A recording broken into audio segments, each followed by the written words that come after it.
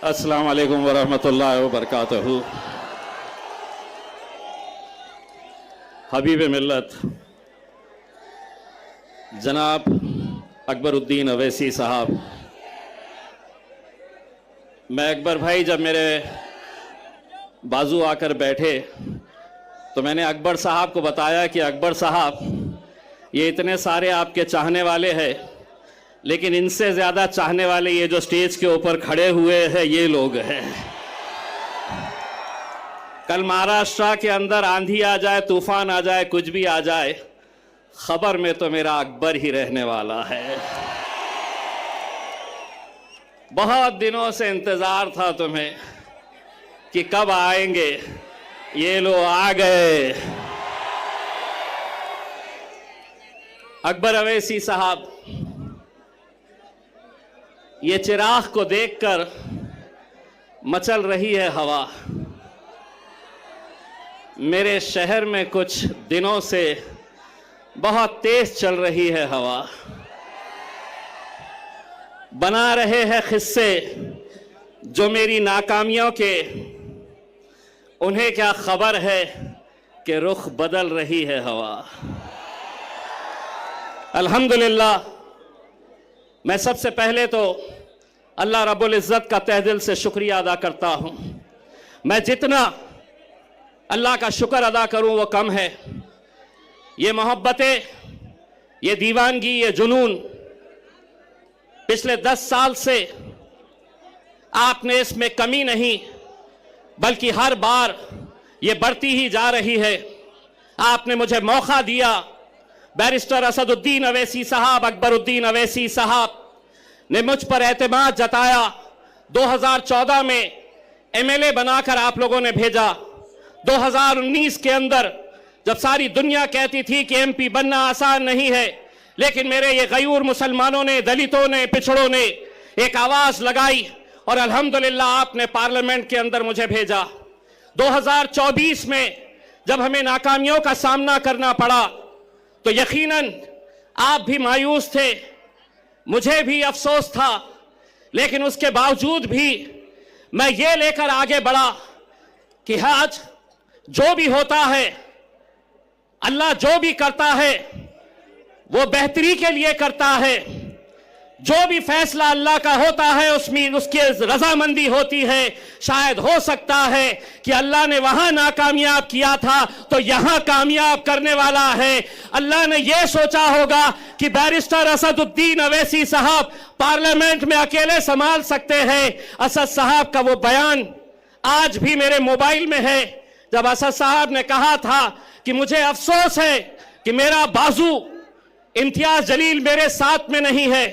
दोस्तों, मैं आज पूरे यकीन, पूरी जिम्मेदारी, एक सच्चाई के साथ मैं आपको यह बात बताना चाहता हूं।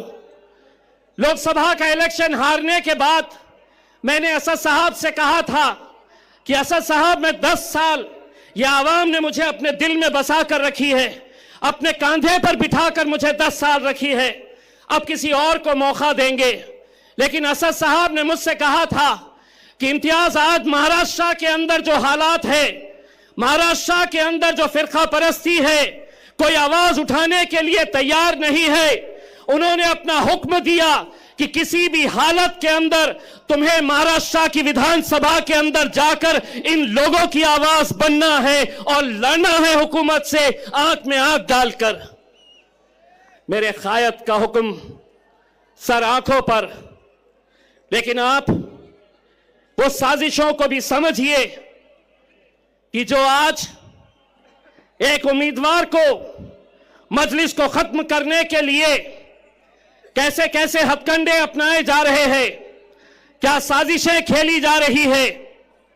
नासिर सिद्दीकी साहब, जब उनके खिलाफ 2 उम्मीदवार खड़े हुए, राजनीतिक तौर के ऊपर कट्टर दुश्मन, वो एक हो गए, एक प्लेटफॉर्म के ऊपर आ गए और उन्होंने कहा कि अगर हम दोनों लड़ते रहे तो यह जीत जाएगा, मजलिस जीत जाएगी। वो जो इतने इतने हिस्सों में बटे हुए हैं, वो एक हो रहे हैं जिसका एक अल्लाह, जिसका एक रसूल। हम कैसे बट रहे हैं? हम क्यों बट रहे हैं? कौन बांट रहा है हमें? 28 उम्मीदवार, 28 उम्मीदवार पूरे महाराष्ट्र के अंदर सबसे ज्यादा मुसलमान उम्मीदवार अगर खड़े किए गए तो वो औरंगाबाद की पूर्व सीट से, जहां मजलिस इत्तेहादुल मुस्लिमीन ने मुझे खड़ा किया है, 28 खड़े नहीं हुए, खड़ा किया गया है।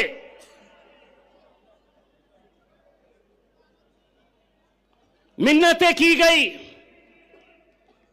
उन्हें समझाने की कि आज हालात क्या है। गाजापुर में हमारे घरों में घुसकर मारा गया, कोई आवाज नहीं, हमने आवाज उठाई। लोकसभा में वक्फ बोर्ड का बिल आया, जिन मुसलमानों ने 2-2 घंटे खड़े रहकर जिन्हें जिताया, वो लोकसभा से बाहर निकल गए। विधान परिषद महाराष्ट्र का पहली मर्तबा 40 सालों में एक भी मुस्लिम एमएलसी, एक भी मुस्लिम विधान परिषद के अंदर नहीं भेजा गया। रामगिरी जब हमारे हुजूर के खिलाफ, नबी करीम सल्लल्लाहु अलैहि वसल्लम के खिलाफ गुस्ताखी करता है, कोई नहीं, कोई नहीं, कोई नहीं आगे आया। अरे हमारा वजूद, हमारी पहचान, हमारी शिनाख्त, हमारी जिंदगी जिसके लिए कुर्बान है, उसके खिलाफ गुस्ताखी हो रही है, तो भी हम अपनी नफरत की राजनीति में बटे हुए हैं। लोग समझते थे कि वो बोलेगा और हम सुन लेंगे, वो कोई और होंगे सुनने वाले।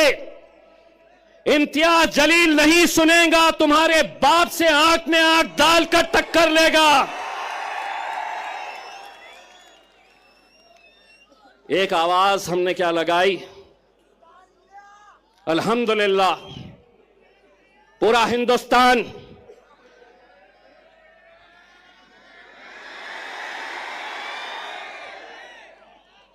पूरा महाराष्ट्र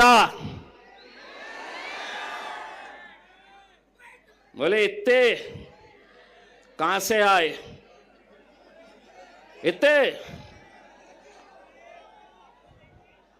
एक पैगाम देने के लिए हम निकले थे और एक बार फिर से कह रहे हैं, एक बार फिर से कह रहे हैं, आप हमें गाली दो, हमारे खिलाफ बोलो, हम सुन लेंगे, लेकिन हुजूर के खिलाफ अगर कोई गुस्ताखी करेगा, ईंट का जवाब।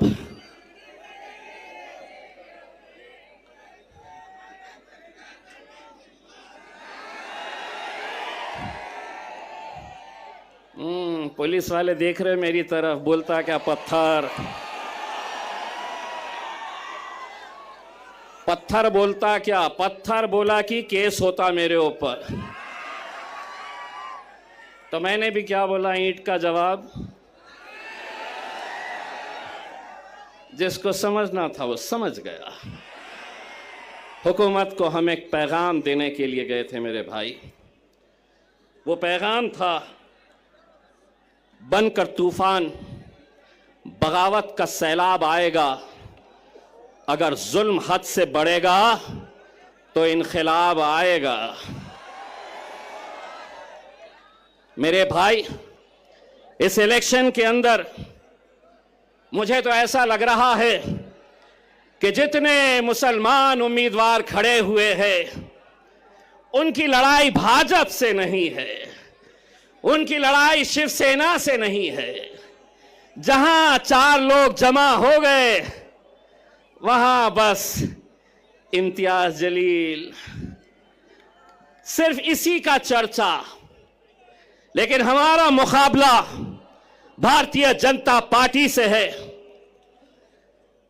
कितने पैसे बांटेगा अतुल सावे, कितने बांटेगा? बांट बांट के मुझे दोस्तों, आपको लग रहा होगा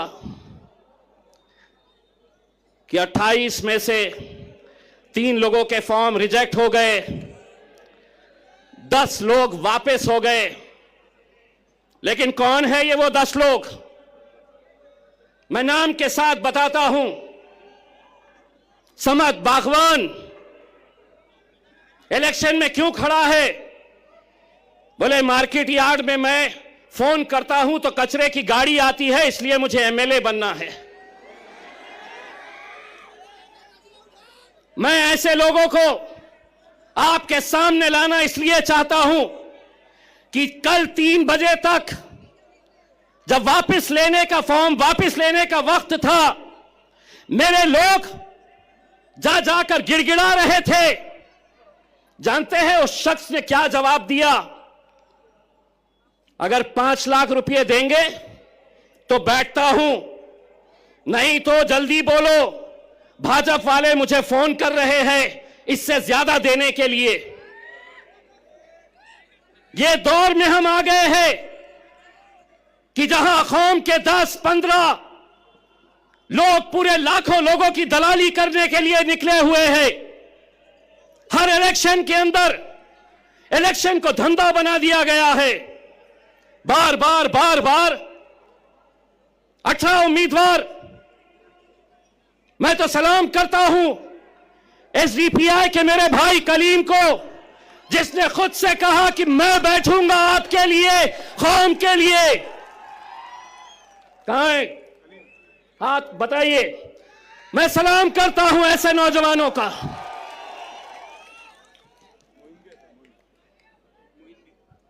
मोइन साहब भी है वेलफेयर पार्टी के, जो खुद से बैठ गए। इम्तियाज जलील, जो खराब हो रहा है, मैं तो पत्थर हो गया हूं। जहां पर भी आईना फूटता है इल्जाम मेरे को आ जाता है। इम्तियाज जलील वहां इतने सीट क्यों खड़े करा, यहां इतने कम क्यों खड़े करा? 288 सीटें हैं महाराष्ट्र के अंदर। असद साहब ने ऐलान किया, हुक्म दिया कि सिर्फ हम 16 सीटों के ऊपर इलेक्शन लड़ेंगे। यहां पर भी मैं सलाम करता हूं ऐसे नौजवानों का जो अपने कायद के फैसले के ऊपर लब्बैक कहते हैं। और ऐसा ही सलाम मैं करता हूं मेरे छोटे भाई समीर साजिद का, जिसने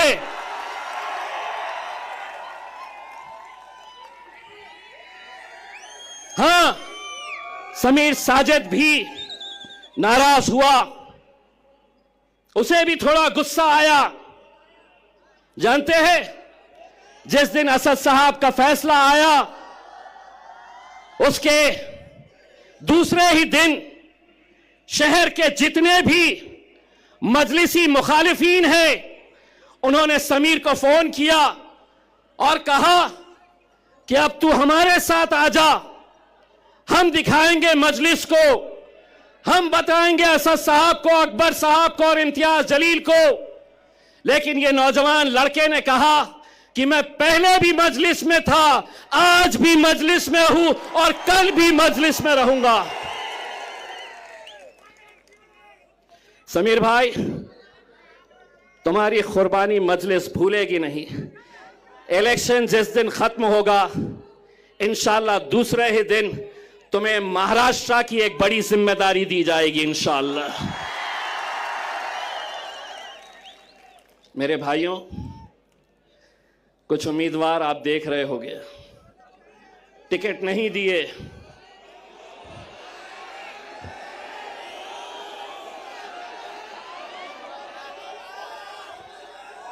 टिकट तो हमने इसे भी नहीं दिए, टिकट तो हमने कई लोगों को नहीं दिए, लेकिन क्या इसका मतलब यह है कि तुम इतने बड़े हो गए हो कि तुम अब मेरे कायद बैरिस्टर असदुद्दीन अवैसी और अकबरुद्दीन अवैसी के खिलाफ तुम महफिलें सजा रहे हो? तुम्हारी जबान खुलने से पहले यह सोच लिया करो कि इतने साल तक तुम्हारा हमारा एक रिश्ता था, अचानक एक ही दिन के अंदर टिकट नहीं तो इम्तियाज जलील बदमाश असदुद्दीन अवैसी इनके लिए काम करते हैं, उनके लिए काम करते हैं। इंशाअल्लाह औरंगाबाद की आवाम बताएगी, जो मजलिस के खिलाफ जाएगा अपनी जमानत भी बचा कर लेकर आ गया तो बहुत बड़ी बात समझ लेना। ये वो शहर है जिसने हिंदुस्तान को इत्तेहाद क्या होता है ये बताया। हिंदुस्तान के बाहर भी लोग औरंगाबाद की एक पहचान इत्तेहाद के नाम से जानते हैं मेरे भाइयों। और आज उसी इत्तेहाद को खत्म करने की कोशिश की जा रही है। पैसा भारतीय जनता पार्टी दे रही है, पैसा नासिर के खिलाफ एकनाथ शिंदे की तरफ से आ रहा है कि इनको खरीदो, इनके वोटों को तकसीम करो, इनको बांटो। ये लोगों ने शायद मेरा डायलॉग सुना नहीं है। देवेंद्र फडणवीस, एकनाथ शिंदे, नरेंद्र मोदी बाजार में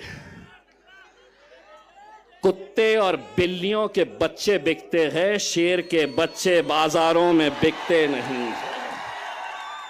ये बाजारों में खरीदे नहीं जा सकते हैं। उसमें आज मीडिया वाले ने आकर कहा, आपको पता है औरंगाबाद की ये सीट भारतीय जनता पार्टी के लिए बहुत मायने रखती है और आपको हराने के लिए बड़े बड़े नेता आने वाले हैं। मैंने कहा कौन आने वाला है? तो बोले योगी आने वाला है।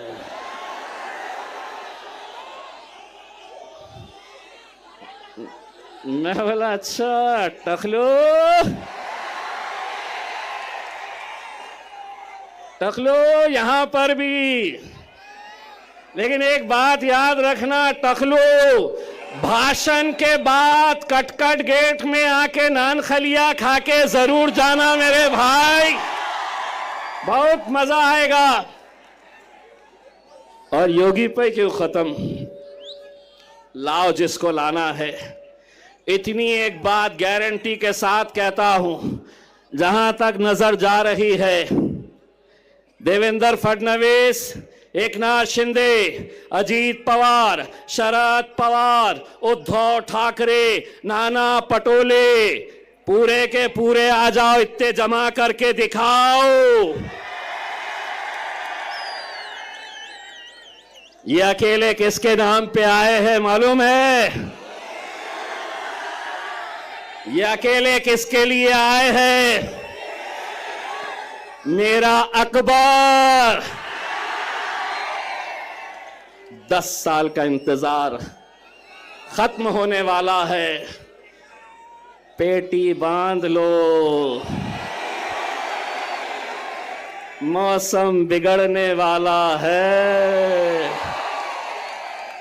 मैं अब आपसे इजाजत लेता हूं और यही उम्मीद करता हूं कि 20 तारीख के दिन आप सबको निकलना है, मजलिस को कामयाब करना है। और हां, जाते जाते इतना कहना चाहता हूं, अकबर भाई का ये एक ही जलसा नहीं है, अभी 2 बार और आने वाले हैं। आज टेस्ट मैच खेलेंगे, दूसरे में वनडे खेलेंगे और तीसरे में 2020। बहुत बहुत शुक्रिया। वाखिर